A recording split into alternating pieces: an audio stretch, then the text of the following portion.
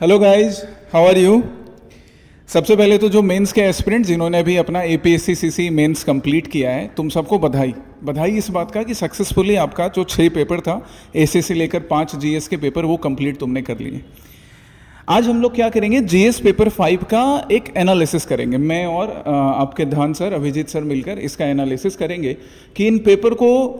जो एस्पिरेंट अगले साल जिन्हें मेंस का एग्जाम देना है किस तरह से अप्रोच कर सकते हैं। कैसे करंट अफेयर्स की क्लासेस आसाम प्रहरी उसमें हेल्प करेगी, या सर ने मेंस के लिए क्लासेस में जो करवाया था वो कैसे तुम्हें हेल्प करेगा अगले साल भी। क्या आपका सही अप्रोच होना चाहिए ज़्यादा से ज़्यादा स्कोर करने के लिए मेंस के एग्जामिनेशन में। ओके, तो सर हम लोग एक एक करके करते हैं। मैं इनको करंट वाला पार्ट करवा देता हूँ, आप स्टैटिक करवा देना।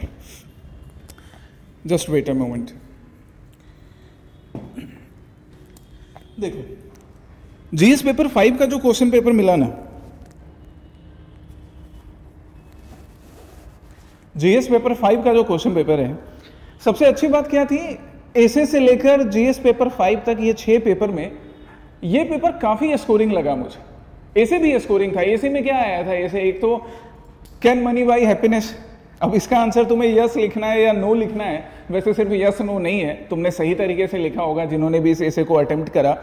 आप उसके दोनों पर्सपेक्टिव को, यस एंड नो, दोनों एस्पेक्ट्स को रिप्रेजेंट कर रहे थे। एआई के ऊपर था 2022, 2023 वाला, और ये 2024 के भी सीसी में अगेन एआई पर पूछा, और तुम्हें करंट अफेयर्स में भी एआई बेस्ड करवाया है। जैसे कुछ एग्जांपल के लिए मैंने यहाँ पे पीपीटी भी अटैच किया है, तुम्हें एक बार दिखाता हूँ कि हमने करंट अफेयर्स में भी एआई के ऊपर किया है, जो आपको ना ऐसे लिखने में हेल्प करेगा। और आसाम वाले एग्जाम्पल देकर भी, क्योंकि एपीएससी सीसीई का मेंस दे रहे हो आप, तो यूपीएससी मेंस से थोड़ा डिफरेंट होना चाहिए। इसलिए मैंने देखो यहाँ पर एक स्क्रीनशॉट लगाया है किसका, आसाम प्रहरी के एक लेक्चर का, आसाम्स एआई मोमेंट। एआई के ऊपर पढ़ने के लिए भी मैंने तुमको कई बार रीड एंड रिफ्लेक्ट सेक्शन में बोला है, आप देख सकते हो यहाँ पे। For India to be a real player in the AI race, parliament must step up. और ये रीड एंड रिफ्लेक्ट का सेक्शन इसलिए, जब भी मैं आसाम प्रहरी करवाता हूं तो मैं यही बोलता हूं, रीड एंड रिफ्लेक्ट का सेक्शन इसलिए है ताकि आप पढ़ो, अपनी अंडरस्टैंडिंग कैपेबिलिटी बनाओ, ऐसे लिखने में हेल्प होगा। आज ऐसे लिखने में आपको हेल्प किया ना, और ऐसे भी कई बाकी टॉपिक्स। सो अप्रोच देखिए क्या है, पेपर के लिए अप्रोच क्या होगा आपका, कैसे आप पेपर को अप्रोच करोगे। अगर मैं सीसी मेंस पेपर की बात करूं,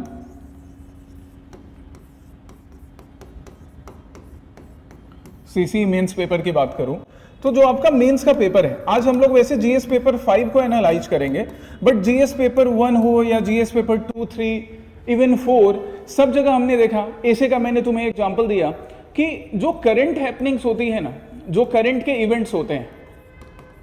जिसको हम आपके लिए कहा आसाम प्रहरी में करवा रहे हैं, आसाम स्पेसिफिक डायरेक्ट क्वेश्चन है यहाँ पर। अभी मैं तुम्हें दिखाऊंगा, सिर्फ ये चीज बोलने के लिए नहीं कि आसाम प्रहरी से डायरेक्ट क्वेश्चन आया, डायरेक्ट क्वेश्चन आया, चेस्ट थंपिंग के लिए नहीं, ये समझाने के लिए कि आसाम प्रहरी अगर सिंसियरली आप देखोगे, जो मेंस के प्रैक्टिस क्वेश्चन उसमें दिए जाते हैं, अगर उसको प्रैक्टिस करोगे तो तुम्हारी मेंस की तैयारी अच्छे से होती जाएगी, और प्रीलिम्स की तो साथ में चल ही रही है। सो आप आसाम प्रहरी को रेगुलर फॉलो करोगे करंट इवेंट्स के लिए। इसके अलावा नेशनल और इंटरनेशनल इवेंट्स वाले जो हमारे बाकी वीडियोज हैं, बाकी लेक्चर्स हैं, प्री सिक्योर हो गया और डेली करंट अफेयर्स एनालिसिस हो गया, ये ना आपका करंट का जो भी इशू है अच्छे से होलिस्टिक मैनर में कवर कर लेगा, किसी भी पेपर के लिए, जीएस पेपर 1 से लेके 5 तक, और एसए में भी हेल्प करेगा। और फिर बात रह गई कि ये करंट इवेंट्स के बाद फिर हम जो दूसरा पार्ट है, जो स्टैटिक पार्ट है, उसे कैसे करें। तो स्टैटिक पार्ट के लिए आपके पास क्लासेस हैं। आज के ही मेंस के पेपर को देखो, मेंस के पेपर को अगर हम देखते हैं, रुकिए मेंस का पेपर ओपन करते हैं आपके लिए, मेंस का पेपर देखते हैं। देखो पहला क्वेश्चन क्या था, explain the meaning of discretionary power in the context of Indian constitution, elaborate with examples of governors discretionary powers. जब ये क्वेश्चन पढ़े होगे तो आशीर्वाद सर की पॉलिटी क्लासेस याद आई होगी, कह रहे पॉलिटी में डिस्क्रिशनरी पावर पढ़ा है। जीएस पेपर 5 के भी पर्सपेक्टिव में पॉलिटी में पढ़े होंगे। ये आपके स्टैटिक वाले पार्ट से करने वाले क्वेश्चंस हो गए। दूसरा जैसे यहां पर क्या है, assess in the present district administration package the position of core districts, describe the land revenue branch of a core district and discuss its functioning. Core districts के बारे में, अब कोर डिस्ट्रिक्ट्स के बारे में आप अपने जीएस पेपर 5 के classes में भी देखते हो, और कोर डिस्ट्रिक्ट्स के बारे में आपको यहां पर मैंने आसाम प्रहरी में भी करवाया है। ये देखिए फिर से कोर डिस्ट्रिक्ट्स, क्या कोर डिस्ट्रिक्ट्स का रेलेवेंस होता है, कैसे कोर डिस्ट्रिक्ट्स के बारे में क्या क्या हमें नेसेसरी डिटेल्स चाहिए, कैसे वो एडमिनिस्ट्रेशन में हेल्प करेगा, गवर्नेंस को कैसे बेहतर बनाएगा, 150 वर्ड्स के आराम से 250 वर्ड्स के आंसर लिखने लायक कंटेंट था तुम्हारे पास। दूसरा, जैसे एक किन के बारे में लिखा हुआ है, श्री डॉक्टर वीरेंद्र कुमार भट्टाचार्य के बारे में। क्यों आज हम इनके बारे में मेंशन कर रहे हैं? ये मैंने कहाँ डिस्कस किया था? ये मैंने डिस्कस किया था आसाम प्रहरी में, और ये डायरेक्ट क्वेश्चन तुम्हारे लिए कहाँ आ गया? क्या लिखा हुआ है यहाँ पर? ज्ञानपीठ अवार्ड आया ना मेंस में क्वेश्चन। तो इस तरह से ना आप अपने करंट और पूरा डिटेल में यहाँ पे डिस्कस्ड है, डिटेल में 150, 250, इवन पूरा एक अच्छे से 500 वर्ड का भी आंसर आप लिख सकते हैं अगर आप इन सीरीज को अच्छे से फॉलो कर रहे हैं तो। आओ एक एक करके और क्वेश्चंस देखते हैं। Third question, money bill. क्या मनी बिल का से रिलेटेड प्रोसेस होता है लेजिस्लेटिव असेंबली में? अगेन मुझे एक बार बताओ कि अगर प्रीलिम्स के लिए भी, प्रीलिम्स के टाइम में भी जो क्लासेस चलती हैं एकदम प्रीलिम्स स्पेसिफिक, फिर मेंस के लिए मेंस की क्लासेस चलती हैं और पॉलिटी फाउंडेशन की क्लासेस चलती हैं, क्या ऐसे क्वेश्चन नहीं बनेंगे? सिंसियरली बताओ। क्वेश्चन नंबर 4, इसके बारे में अभी आपको अभिजीत सर, ध्यान सर बताएंगे। अपनी दादी नानी की कहानियों के किस्सों में तुमने सुना होगा, नोवेल्स की बुक में पढ़ा होगा, एक मेन इंसिडेंट है जो आसाम की हिस्ट्री को डिफाइन करता है। स्टैटिक पोर्शन भी हो गया, करंट में भी मेंशन रहता है, किस्सों में भी हम सुनते हैं। Question number 4। नेक्स्ट क्वेश्चन पे चलो आते हैं। Discuss the contribution of namghar in the social life of medieval Assam. Smart IAS foundation में जो टेस्ट सीरीज चल रहा था ना एपीएससी मेंस के लिए, वहां पर भी क्वेश्चन था जीएस पेपर 5 में। जब हम लोग आर्ट एंड कल्चर की क्लासेस कर रहे थे मेंस के लिए, जो भी स्टूडेंट जिन्होंने मेंस की क्लासेस की थी, आर्ट एंड कल्चर में भी मैंने तुम्हें बताया था कि नामघर के बारे में उनका क्या सोशल रेलेवेंस है, क्या रेलेवेंस उनका अभी के प्रेजेंट की सोसाइटी में है, अर्लियर मिडाइवल पीरियड के टाइम में सोसाइटी में क्या था, तब भी हमने प्रैक्टिस किया था। सो आपका स्टैटिक और श्रीमंत शंकर देव जी के बारे में हमने कई बार आसाम प्रहरी में क्लासेस में डिस्कस किया है, और नामघर के क्या क्या अलग अलग रेलेवेंस हो सकते हैं। इवन हमने कम्युनिटी डेवलपमेंट भी देखा कि कम्युनिटी डेवलपमेंट में भी इनका एक कंट्रीब्यूशन है, छोटी छोटी स्किल्स देने में इनका कंट्रीब्यूशन है। So that's why her aspect को हम टच कर चुके हैं। 150 वर्ड्स के आंसर्स काफी इजीली आप इसको अप्रोच कर सकते हो, करंट को मिलाकर और स्टैटिक पोर्शन दोनों को मिलाकर। Highlight the literary works of any of the literary figure of Assam who had been honoured with Jnanpith award. अभी तुम्हें दिखाया भट्टाचार्य जी के बारे में। Explain the impacts of exotic plants and animals towards biodiversity of a region. अब देखो ये जो क्वेश्चन है ना, question number 7, exotic plants and animals का बायोडाइवर्सिटी पर इंपैक्ट, इसको दो तरीके से किया जाएगा। एक, जब आप जीएस पेपर 5 की क्लासेस पढ़ते हो वहां पर एक्सोटिक प्लांट्स के बारे में, डिफरेंट स्पीसीज के बारे में। दूसरा, हम करंट इवेंट्स में भी या जीएस पेपर 3 के लिए जब एनवायरमेंट एंड इकोलॉजी पढ़ते हैं तो वहां पर भी कई बार करंट में कभी कभी एक्सोटिक प्लांट का रोल आता है या पर्टिकुलर किसी एनिमल का रोल आता है कि वो क्या चेंजेस कर रहा है, छोटे छोटे पॉइंट्स भी। इसलिए प्री सिक्योर, डीसीए, आसाम प्रहरी, तीनों का मेंशन मैंने किया कि ये तीनों आपके लिए सिंसियरली जरूरी हैं। तब आपके पास ना आंसर्स में वैल्यू एडिशन करने के लिए, एग्जाम्पल लिखने के लिए ना स्कार्सिटी नहीं होगी। स्टैटिक नोट्स से भी हो जाएगा, एनवायरमेंट की क्लासेस से भी होगा, और करंट में भी एक्सोटिक प्लांट्स के बारे में टाइम टू टाइम आता रहता है। आज के जैसे प्री सिक्योर की बात कर लें तो आज मैंने तुम्हें एक स्पीसीज के बारे में करवाया which has been declared extinct. अब ऐसे ऐसे स्पीसीज आते रहेंगे, कभी कोई एक्सोटिक स्पीसीज आएगा जिसके वजह से काजीरंगा में क्या है, बायोडाइवर्सिटी का इशू अराइज हो सकता है। ऐसा एक्सोटिक स्पीसीज, ऐसा इन्वेजिव स्पीसीज जो बाकी स्पीसीज को नुकसान पहुंचा रहा है, तो वहां पर करंट के तुम्हें एग्जांपल्स वैल्यू एडिशन में हेल्प करते हैं। MSME sector in Assam's economy. Again a question related to the static portion of Assam's economy as well as current affairs. कि किस तरह से MSME सेक्टर आसाम की इकोनॉमी में एम्प्लॉयमेंट अपॉर्चुनिटी भी create करेंगे and overall Assam K socio economic potential को increase करते हैं। एक्टिक्स policy on Assam's economy, एक ऐसा क्वेश्चन जो आप IR की क्लासेस में करते हो, करंट इवेंट्स में करते हो, जीएस पेपर 5 में करते हो।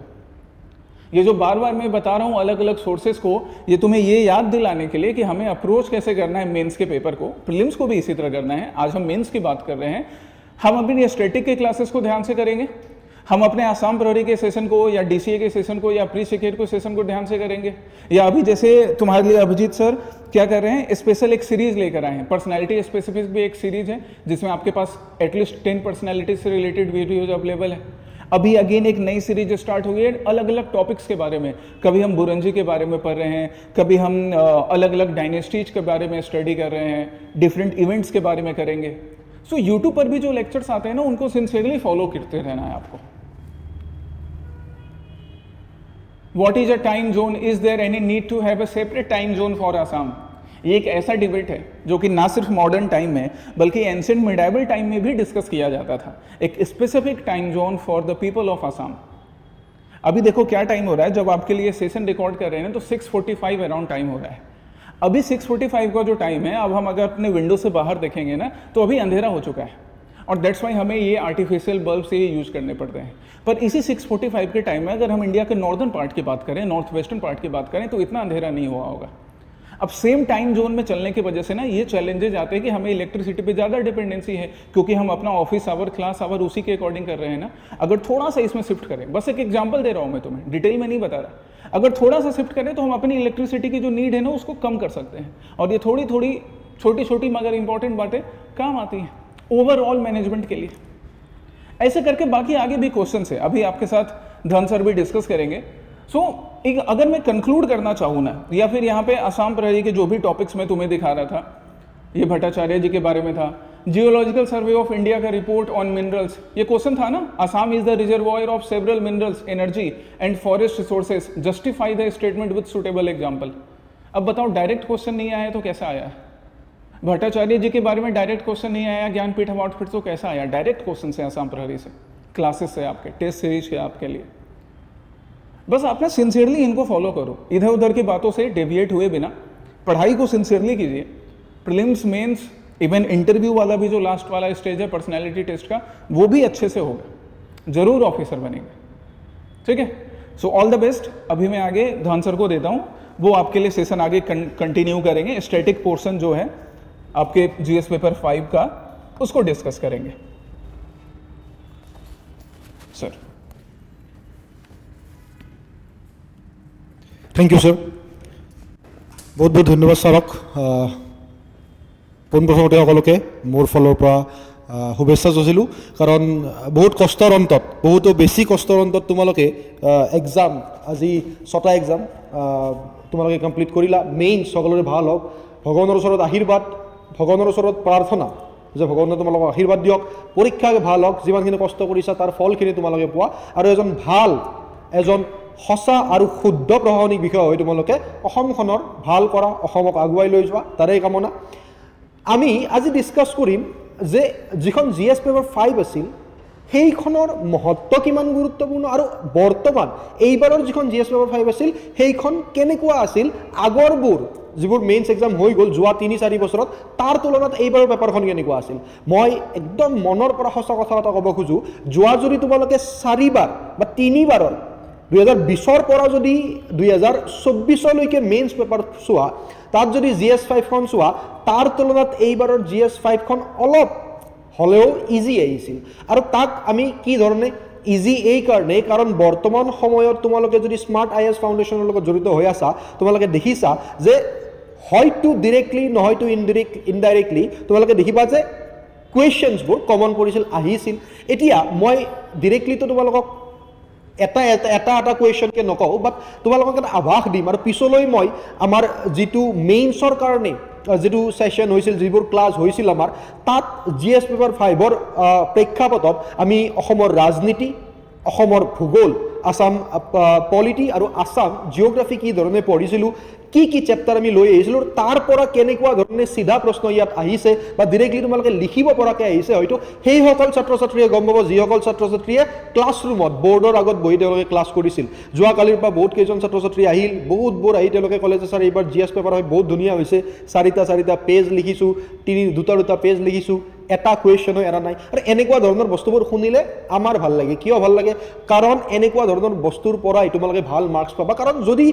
লিখিব পাৰা বা লিখা স্পীডটো তোমালোকৰ যদি আইডিয়াটো থাকে যে তুমি কি লিখিব লাগে, তেতিয়াহ'লে হয়তো তুমি ভাল মাৰ্কছ এটা পাবলৈ সক্ষম হ'বা। এতিয়া ছাৰে অলৰেডি, ৰাজ ছাৰে যিখিনি কথা কৈ গ'ল তোমালোকৰ আগত, যে যদি আসাম প্ৰহৰীৰ পৰা চোৱা বা যদি তোমালোকে ক্লাছৰ যিখিনি কণ্টেণ্ট আছে তাৰ পৰা চোৱা, তোমালোকে দেখিবা যে তোমালোকে লিখিব পৰাকৈ গোটেইখিনি বস্তু ইনক্লুড কৰিছে স্মাৰ্ট আইএছ ফাউণ্ডেশ্যনে। ইলেকশ্যন কমিশ্যনৰ ইয়াৰ এই প্ৰশ্নটো মই দেখাম তোমালোকক, যে আমি কেনেকুৱাকৈ আসাম পলিটিৰ ওপৰত ভিত্তি কৰি যিখিনি আমি ক্লাছত লিখিছিলোঁ তাৰ ওপৰত ভিত্তি কৰি আমি ইয়াৰ এই যিটো প্ৰশ্ন আছে 11 নম্বৰৰ প্ৰশ্ন, এইটো আমি 250 ৱৰ্ডৰ ভিতৰত লিখিবলৈ সক্ষম হ'ম। তাৰ পিছত যদি চোৱা তোমালোকে what do you mean by writ of mandamus তোমালোকে ডিৰেক্টলি গম পাইছা যে ইণ্ডিয়ান পলিটি যেতিয়া পঢ়িছিলা আশীৰ্বাদ ছাৰৰ ক্লাছবোৰ যেতিয়া কৰিছিলা তাৰ ওপৰত ভিত্তি কৰিও তোমালোকে এই প্ৰশ্নটো লিখিব পাৰা আৰু এটা বস্তু শুনা যে তোমালোকে কেতিয়াও নাভাবিবা যে পলিটি পঢ়ি আছোঁ মানে মই GS 3 বা হিষ্ট্ৰী পঢ়ি আছোঁ ইণ্ডিয়ান হিষ্ট্ৰী পঢ়ি আছোঁ মানে মই GS 1ত কাম দিব বা GS 5ত কাম দিব অসমৰ ছাবজেক্টখিনি এনেকুৱা কেতিয়াও নহয় মই বাৰে বাৰে আমাৰ ষ্টুডেণ্টছখিনিক এই বস্তুটো ক'ব খোজোঁ যে তুমি GS 5 পঢ়ি আছা তোমালোকে যদি কোনোবা চিনাকি আছে তোমালোকে সুধিব পাৰা মই বাৰে বাৰে এটা কথা কওঁ যে আমি যিখিনি আসাম জিঅ'গ্ৰাফি আমি যিখিনি আসাম পলিটি পঢ়িছিলোঁ মই বাৰে বাৰে কওঁ যে এই বস্তুখিনিয়ে not only in GS 5 it will also' helps you in other GS paper মই বাৰে বাৰে কৈছিলোঁ আৰু সেইমতেই তোমালোকে যদি চোৱা GS 3 এটা প্ৰশ্ন আহিছে ডেলিমিটেশ্যনৰ চিধা চিধি প্ৰশ্ন আহিছে আমাৰ আসাম পলিটিৰ পৰা আৰু এই তেনেকুৱা ধৰণৰ এটা প্ৰশ্ন আমি টেষ্টতো ৰাখিছিলোঁ ডেলিমিটেশ্যনৰ ওপৰত ভিত্তি কৰি জাষ্ট প্ৰশ্নটো ডেলিমিটেশ্যন 2023 অসমত কি প্ৰভাৱ পৰিছিল তাৰ ওপৰত দিছিলোঁ আমি প্ৰশ্নটো আৰু সেই প্ৰশ্নটো তোমালোকে দেখিছা GS 3 আহিছে তো তেনেকুৱা ধৰণে আমি Assam polity Assam history plus Assam জিঅ'গ্ৰাফিৰ পৰা গোটেইকেইখন পেপাৰত লাভ হোৱাকৈ আমি প্ৰশ্ন পাইছোঁ নেক্সট যদি চোৱা তুমি exam in the archaeological epic এইটোতো চিধা চিধি প্ৰশ্ন এইটো 3বাৰ দিছিলোঁ এই প্ৰশ্নটো 3বাৰ 3খন GS 5ৰ যি টেষ্ট আছিল স্মাৰ্ট IASৰ তাত এই প্ৰশ্নটো সোধা গৈছিল আমি যে হয়তো তোমালোকে মোৰ অসমৰ বৰ্ণিল ইতিহাস কিতাপখন তোমালোকৰ লগত আছে কাৰণ গোটেই অসমৰ লগত এই কিতাপখন আছে যিমানবোৰ ছাত্ৰ ছাত্ৰীয়ে গম পায় কাৰণ বিনামূলীয়াভাৱে বিতৰণ কৰা গৈছে সেই কিতাপখনত তুমি চাবা যে আৰ্কিঅলজিৰ ডিৰেক্টলি 8টা পইণ্ট তাত লিখা আছে এপিগ্ৰাফি বহুত ধুনীয়াকৈ লিখা আছে লিটাৰেচি চ'ৰ্চত আমি ক্লাছিকেল লিটাৰেচাৰ চাইছোঁ ঠিক আছে আমি ফৰেইন লিটাৰেচি চাইছোঁ বেলেগ বেলেগ ধৰণে আমি চাইছোঁ আৰু কেনেকৈ এই লিটাৰেচি বা এপিগ্ৰাফিক বা প্ৰত্নতাত্ত্বিক উৎসৱৰে আমাৰ প্ৰাচীন অসমক পুনৰ গঠন কৰাত সহায় কৰে আমি বহুত ধুনীয়াকৈ এটা এটা পইণ্টত গোটেইবোৰ চাইছোঁ আৰু সেই সেম প্ৰশ্নটো তোমালোকে স্মাৰ্ট IASৰ টেষ্ট পেপাৰতো পাবা তাৰপিছত যদি চোৱা Assam become a melting pot of race because it is situated on one of the great migration routes of mankind বুলি কৈছে এইটো আমাক বহলাই লিখিব দিছে ব্যাখ্যা কৰিব দিছে এতিয়া কথাটো হ'ল এনেকুৱা ধৰণৰ প্ৰশ্নবোৰক যেতিয়া আমি ইতিহাস পঢ়োঁ যেতিয়া আমি হিষ্ট্ৰী পঢ়োঁ যেতিয়া আমি জিঅ'গ্ৰাফি বা ভূগোল পঢ়োঁ এই গোটেইকেইটা ছাবজেক্ট মাৰ্চ কৰি আমি লিখিব লাগিব কেনেকুৱা ধৰণে আমি মাইগ্ৰেশ্যনৰ ওপৰত লিখিম যে অসমক কিয় মানুহবিলাকে মাইগ্ৰেশ্যনৰ এটা চেণ্টাৰ হিচাপে বাছি লয় ইয়াৰ লগত ৰিলেটেড কৰি আমি হিষ্ট্ৰীৰ কথা সোমাব পাৰোঁ আমি নৰকাসুৰৰ কথা সোমাব পাৰোঁ যে কেনেকুৱাকৈ আৰ্য কাৰণ অসমতো যদি আমি মাইথলজিকেল ৰুলাৰ চাওঁ অনাৰ্য আছিল প্ৰথমতে মহিৰংগ দানৱ আৰ্য কেনেকুৱাকৈ নৰকাসুৰ উত্তৰ বিহাৰৰ পৰা আহি অসমত তেওঁ থিতাপি ল'লে তেখেতে ইয়াত অসুৰ বংশৰ স্থাপনা কৰিলে তো এই গোটেইবোৰ বস্তু আমি হিষ্টৰিকেল পইণ্ট অফ ভিউৰ পৰাও আমি ৰিলেট কৰিব পাৰোঁ যাৰ ওপৰত ভিত্তি কৰি তোমালোকে এই প্ৰশ্নটো বহুত ধুনীয়াকৈ লিখিব পাৰা discuss the potential of developing the hill district of Assam এই যেটো কালচাৰেল টুৰিজমৰ কথা আহিছে ইয়াত মই যেতিয়া আৰ্ট এণ্ড কালচাৰ পঢ়াইছিলোঁ মই বহুত ধুনীয়াকৈ তোমালোকক এই বিষয়ে বুজাই দিছিলোঁ তাৰ লগতে হিল ডিষ্ট্ৰিক্টবিলাকৰ কথা আমি পঢ়িছিলোঁ পলিটিত তো যদি তুমি Assam history Assam polity Assam art and culture Assam literature Assam geography এই গোটেইখিনি যদি ভালদৰে কৰিছা তোমালোকে উপলব্ধি কৰিবা যে ইয়াৰ গোটেই নলেজখিনি মাৰ্চ কৰি তুমি কি কৰিব পাৰিবা এই এনচাৰবোৰ বহুত ধুনীয়াকৈ কৰিব পাৰিবা তাৰপিছত দিছে এটা এনেকুৱা ধৰণৰ প্ৰশ্ন দিছে য'ত তোমাৰ নলেজ এটিটিউড পাৰচেপশ্যন বা practice regarding the disposal of the solid waste in household ছাৰে ইতিমধ্যে মই যিখিনি কথা পাতিলোঁ ছাৰৰ লগত ছাৰে ইতিমধ্যে কৈছে যে এই প্ৰশ্নৰ উত্তৰ ডিৰেক্টলি তোমালোকে আসাম প্ৰহৰীৰ পৰা পাবলৈ সক্ষম হোৱা আসাম প্ৰহৰী যদি ভালদৰে চাইছা কাৰণ শুনা কাৰেণ্ট এফেয়াৰ্ছ এনেকুৱা এটা বিষয় এনেকুৱা এটা বহল বিষয় য'ৰ পৰা ডিৰেক্টলি বা ইনডাইৰেক্টলি তোমালোকে কি কৰিব পাৰা বিভিন্ন ধৰণৰ নট অনলি প্ৰিলিমছ মেইনছৰ কাৰণে তোমালোকে চিধা চিধি বস্তু বিচাৰি উলিয়াব পাবা কাৰণ এফেয়াৰ্ছটোৱে এনেকুৱা বস্তু সাম্প্ৰতিক ঘটনাৱলী বস্তুটোৱে এনেকুৱা য'ৰ পৰা তোমালোকে নিজাববীয়াকৈ এনচাৰ লিখিবলৈ সক্ষম হ'ব পাৰা তো অসম প্ৰহৰীৰ লগত যদি তোমালোকে আছা জড়িত হৈ আছে তেতিয়াহ'লে এনেকুৱা ধৰণৰ প্ৰশ্নৰ উত্তৰ তোমালোকে নিশ্চয় দিব পাৰিছা তাৰপিছত যদি চোৱা assess the potential of startup ecosystem and innovation driven enterprise in the Assam এতিয়া কথাটো হ'ল যে কাৰেণ্ট এফেয়াৰ্ছৰ লগত বা সাম্প্ৰতিক ঘটনাৱলীৰ লগত জড়িত এনেকুৱা ধৰণৰ প্ৰশ্ন what institutional support is required কি লাগে তো কিছুমান এনেকুৱা বস্তু আছে যদি তুমি পঢ়াৰ লগত জড়িত হৈ আছা যদি তুমি কাৰেণ্ট এফেয়াৰ্ছ বা সাম্প্ৰতিক ঘটনাৱলী চাই আছা তেতিয়াহ'লে কিছুমান বস্তুৰ উত্তৰ তুমি নিজাববীয়াকৈ বহুত সুচাৰুৰূপে ধুনীয়াভাৱে লিখিব পাৰিবা ছিষ্টেমেটিকভাৱে নেক্সট যদি প্ৰশ্নটো চোৱা discuss the outcome of centrally sponsored scheme current এফেয়াৰ্ছৰ প্ৰশ্ন জল জীৱন মিছনৰ বিষয়ে স্মাৰ্ট চিটি মিছনৰ বিষয়ে তোমালোকে নিশ্চয় পঢ়িছা গুৱাহাটী স্মাৰ্ট চিটি হ'বলৈ গৈ আছিল তাৰ ওপৰত আজিৰ পৰা হয়তো 2-3 বছৰ আগৰ পৰা তোমালোকে পঢ়ি আহি আছা জল জীৱন মিছনৰ আৰু এটা প্ৰশ্ন 2020 চনৰ মেইনছতো আহিছিল চিধা চিধি প্ৰশ্ন আহিছিল জিএছ পেপাৰ 5ত জল জীৱন মিছনৰ ঠিক আছে তো এই যদি তোমালোকে চেন্ট্ৰেলি স্পন্সৰ স্কিম যেনেকুৱা PMGSY স্মাৰ্ট চিটি মিছন বা জল জীৱন মিছন যদি কাৰেণ্ট এফেয়াৰ্ছ বা সাম্প্ৰতিক ঘটনাৱলীৰ লগত জড়িত হৈ আছা অসম প্ৰহৰীৰ লগত জড়িত হৈ আছা তোমালোকে এনেকুৱা ধৰণৰ প্ৰশ্নবোৰ চিধা উত্তৰ দিবলৈ সক্ষম হ'বা Assam is the reservoir of several minerals energy and forest এই প্ৰশ্নটো মনত ৰাখিবা যেতিয়া আমি অসমৰ ভূগোল পঢ়িছিলোঁ আমি 13টা চেপ্টাৰ পঢ়িছিলোঁ আৰু তাৰ ভিতৰত এটা চেপ্টাৰ এনেকুৱা আছিল আৰু যেতিয়া মই মেইনছৰ কাৰণে পঢ়াইছিলোঁ তোমালোকে বিশ্বাস কৰা মই তাৰ চেপ্টাৰবিলাকেই এনেকুৱাকৈ লৈ আহিছিলোঁ মই দেখাম এতিয়া তোমালোকক চেপ্টাৰবিলাকেই এনেকুৱাকৈ লৈ আহিছিলোঁ সিধা সিধি মেইনছৰ এনসাৰৰ দৰে চেপ্টাৰ আছিল ঠিক আছে আমি চাম তাৰপিছত ডিফাৰেঞ্চিয়েট কৰিব দিছে যিখিনি আমাৰ বেসিক যিখিনি আমি নলেজ গেইন কৰোঁ আমাৰ যেটো জাৰ্নি আছে তাত এনেকুৱা ধৰণৰ প্ৰশ্নবোৰ আমি ডাইৰেক্টলি লিখিব পাৰোঁ 250 ওয়াৰ্ডছৰ ভিতৰত দিছে পাৰ্থক্য প্ৰদৰ্শন কৰিব দিছে নৱীকৰণযোগ্য আৰু নৱীকৰণ অযোগ্য শক্তিৰ উৎস renewable and non renewable source of এনাৰ্জিৰ ওপৰত তাৰপিছত চোৱা ৱেটলেণ্ড আৰু ৱাটাৰ সিডৰ ওপৰত দিছে অপেন কাষ্ট মাইনিং আৰু ৰেড হোল মাইনিং কাৰেণ্ট এফেয়াৰ্ছতে আছে এইবোৰ বিষয় ঠিক আছে এনেকুৱা ধৰণে তোমালোকে দিব পাৰা এতিয়া চোৱা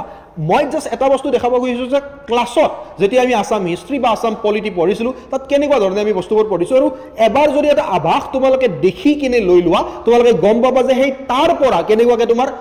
জিএছ পেপাৰ 5 খন বহুত ধুনীয়াকৈ গোটেইখিনি কমপ্লিট কৰি লিখি আহিব পাৰিলাহেঁতেন ইয়াত যদি চোৱা তুমি যদি ইয়াত চোৱা আমি জাস্ট মই তোমালোকক প্ৰথমতে দেখাম যে আসাম জিওগ্ৰাফিটো মই প্ৰথমতে দেখাই আছোঁ তোমাক আসাম জিওগ্ৰাফিটো সিম্পলি যদি আসাম জিওগ্ৰাফিটো তুমি ইয়াত চোৱা আসাম জিওগ্ৰাফিটো তুমি চাবা যে আমি কেনেকুৱা ধৰণে পঢ়িছিলোঁ চেপ্টাৰবোৰ ইয়াত চোৱা আৰু ইয়াত চোৱা এটা আছে যে chapter number 10 minerals power resource of Assam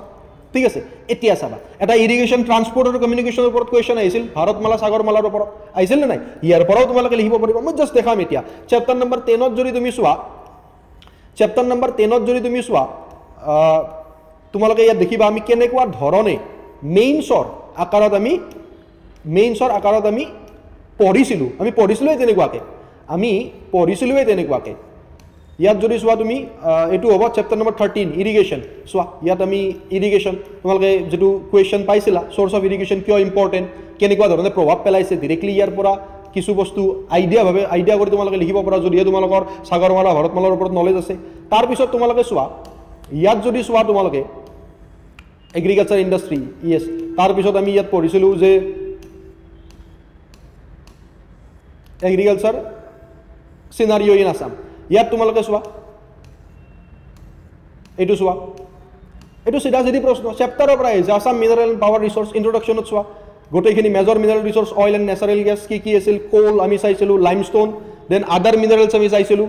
ঠিক আছে তাৰপিছত তোমালোকে হাইড্ৰ ইলেক্ট্ৰিক পাৱাৰ থাৰ্মেল পাৱাৰৰ বিষয়ে নন কনভেনশ্যনেল এনাৰ্জি প্ৰব্লেমছ কি আছে বৰ্তমান পাৱাৰ ছেক্টৰত গভৰ্ণমেণ্টৰ ইনিচিয়েটিভ কেনেকুৱা একদম মেইনছৰ আকাৰত আমি পঢ়িছিলোঁ প্লাছ শেষৰ ফালে এনেকুৱাকৈও আমি লিখিছিলোঁ সামাৰী টাইপ যিখিনি তোমালোকৰ কনক্লুজনত সহায় কৰিলে হয় চিধা চিধি ইয়াৰ পৰা এই যদি গোটেই চেপ্টাৰটো উঠাই দিলে হয় তেতিয়াও তোমালোকে ফুল মাৰ্কছ পালা হয় এটা বস্তু বুজি পাইছা যে আমি আভাস এটা লৈছিলোঁ ইয়াৰ পৰাই যে আমি লিখিম কেনেকুৱা ধৰণে তেনেকুৱাকৈ পলিটিটো যদি লাষ্ট মই তোমালোকক এটা বস্তু দেখাব খুজিছোঁ যে পলিটিত যদি আমি চাইছিলোঁ পলিটি আমি পঢ়িছিলোঁ কেনেকৈ পলিটিৰ টোটেল 16টা চেপ্টাৰ টোটেল অফ 16 চেপ্টাৰ আমি পলিটিত চাইছিলোঁ এই পলিটিৰ চেপ্টাৰবিলাকো তোমালোকে মই জাষ্ট চিম্পলি এটা আভাস দিম অলপ সময়ৰ কাৰণে যে পলিটিত এইটো চোৱা ডেলিমিটেশ্যন অফ আসাম ইয়াৰ ওপৰত বেছি কৰি GS3 তোমালোকে ডেলিমিটেশ্যনৰ ওপৰত প্ৰশ্ন এটা পাইছিলা নেক্সট যদি চোৱা তুমি ইয়াত আমি চাইছোঁ যে এইটো চোৱা 6 শিডিউলৰ ওপৰত প্ৰশ্ন আহিছিল বড়োলেণ্ড টেৰিটৰিয়েল ৰিজন হৈ যাওক কাৰ্বি আংলং অট'নমাছ কাউন্সিল হৈ যাওক দেন ডিমা হাছাও বা north Cachar hills autonomous council হৈ যাওক তো এনেকুৱাকৈ আমি টোটেল 16 চেপ্টাৰ আসাম পলিটি চাইছিলোঁ 13 চেপ্টাৰ আমি আসাম জিঅ'গ্ৰাফিত চাইছিলোঁ আৰু এনেকুৱা ধৰণে চাইছিলোঁ যিখিনি তোমালোকে চিধা চিধি গৈ মেইনছত উঠাই দিব পাৰা তেনেকুৱা ধৰণে আমি with introduction with body with conclusion চাইছিলোঁ তো আই হোপ তোমালোকে ভালদৰে লিখিছা বাকী যিখিনি ষ্টুডেণ্টছ স্মাৰ্ট IASৰ লগত জড়িত হৈছিল তেওঁলোকৰ লগত কথা পাতিলোঁ বহুত এনেকুৱা ষ্টুডেণ্টো আছিল যোনে বহুত কষ্ট কৰিছিল বহুত বেছি কষ্ট কৰিছিল আৰু অসমীয়াত যিখিনি ষ্টুডেণ্টছক মই পঢ়াইছিলোঁ তেওঁলোকৰো প্ৰশ্ন এনচাৰ তেওঁলোকে বহুত ধুনীয়াকৈ লিখি আহ বুলি মোক কৈছে ভাল সকলোৰে বাকী যিখিনি ছাত্ৰ ছাত্ৰীয়ে নিজাববীয়াকৈ কষ্ট কৰি দি আছিলা যিখিনি ছাত্ৰ ছাত্ৰীয়ে হয়তো বেলেগ জেগাৰ পৰা তোমালোকে লৈ আছিলা বেলেগ জেগাৰ পৰা তোমালোকে জ্ঞান লৈ আছিলা বা বেলেগৰ লগত জড়িত হৈছিলা বেলেগ অনুষ্ঠানৰ লগত জড়িত হৈ আছিলা বেলেগ ইনষ্টিটিউশ্যনৰ লগত জড়িত হৈ আছিলা তোমালোকলেও মোৰ বহুত বেছি শুভেচ্ছা ভগৱানৰ ওচৰত প্ৰাৰ্থনা যে যিখিনি কষ্ট কৰিছা কাৰণ কষ্টটো সকলোৱে কৰে হয়নে নহয় যিমানখিনি কষ্ট কৰিছা সেই কষ্টখিনি সাৰ্থক হওক ভগৱানে তোমালোকক চকু মেলি চাওক যদি কষ্ট কৰিছা মনৰ পৰা বিচাৰিছা কাৰণ এটা বস্তু সদায় মনত ৰাখিবা যদি কিবা এটা বস্তু ভালদৰে মনৰ পৰা ভাবি বা ইচ্ছা কৰি তাৰ ওপৰত যদি কাম কৰা তেতিয়াহ'লে সেই কামটোত তোমালোকে সফল হ'বাই ভাল হওক সকলোৰে বহুত বেছি মৰম বহুত ভাল পোৱা ভালদৰে পঢ়ি থাকিবা লগ পাম সকলোকে আমাৰ ক্লাছত বা ইউটিউব লাইভত বা এনেকুৱা ধৰণৰ বিভিন্ন ক্লাছত ইউটিউব লাইভত স্পেচিয়েলি তো যদি নেক্সট টাইমত ইউটিউব লাইভত তোমালোকক লগ পাম বহুত বেছি মৰম বহুত ভাল পোৱা ভালদৰে পঢ়ি থাকিবা জয় অসম